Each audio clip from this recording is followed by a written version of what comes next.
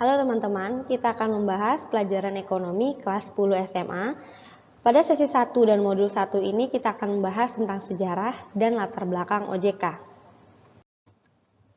Tujuan sesi ini adalah siswa-siswi dapat memahami sejarah dan latar belakang OJK, pengawasan sistem keuangan, dan pengawasan makroprudensial dan mikroprudensial. Sedangkan tujuan modulnya adalah siswa-siswi dapat memahami sejarah dan latar belakang OJK. Ada 3 capaian pembelajaran, yaitu yang pertama sejarah OJK, yang kedua transisi OJK, dan yang ketiga adalah latar belakang berdirinya OJK. Sejarah OJK, kepanjangan dari OJK adalah Otoritas Jasa Keuangan atau dalam bahasa Inggris adalah Financial Services Authority.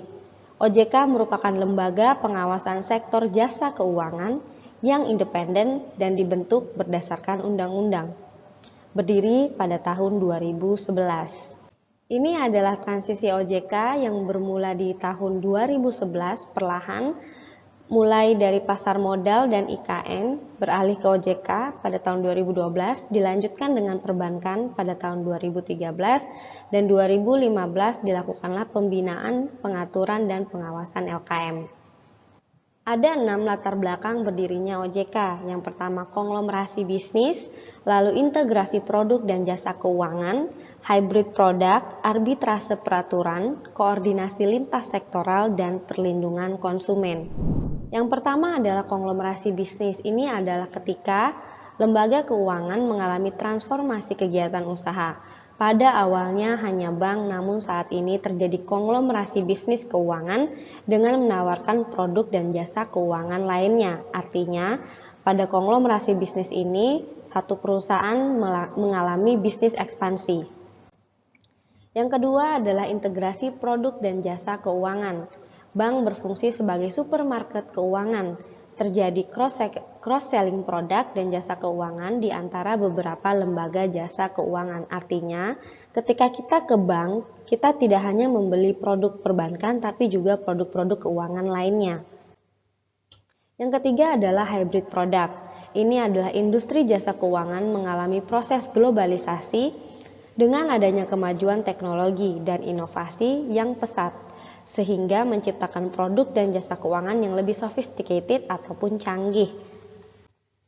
Yang keempat adalah arbitrase peraturan.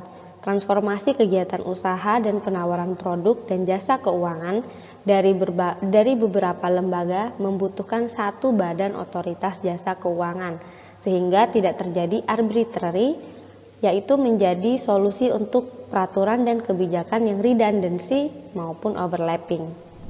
Kemudian diikuti dengan koordinasi lintas sektoral. OJK bersama dengan lembaga jasa keuangan lainnya seperti Bank Indonesia, Kementerian Keuangan, dan lembaga penjamin simpanan dapat melakukan koordinasi lintas sektoral secara cepat dan tanggap dalam menangani berbagai masalah keuangan. Yang terakhir adalah perlindungan konsumen. Sebelum adanya OJK, perlindungan konsumen belum diatur secara konkret, spesifik, dan nyata. Namun setelah berdirinya OJK, hal itu sudah diatur dalam beberapa pasal sebagai berikut: pasal 4, pasal 28, pasal 29, pasal 30, dan pasal 31. Demikian materi yang ingin saya sampaikan. Lalu soal untuk kuis pertama adalah pada tahun berapa OJK berdiri?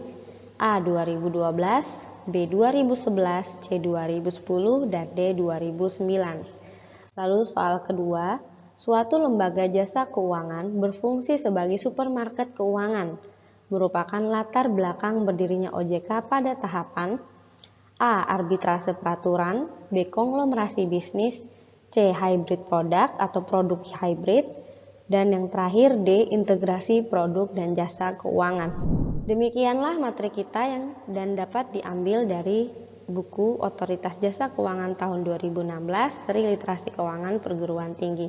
Terima kasih sudah mengikuti modul hari ini dan kita bertemu lagi di modul berikutnya.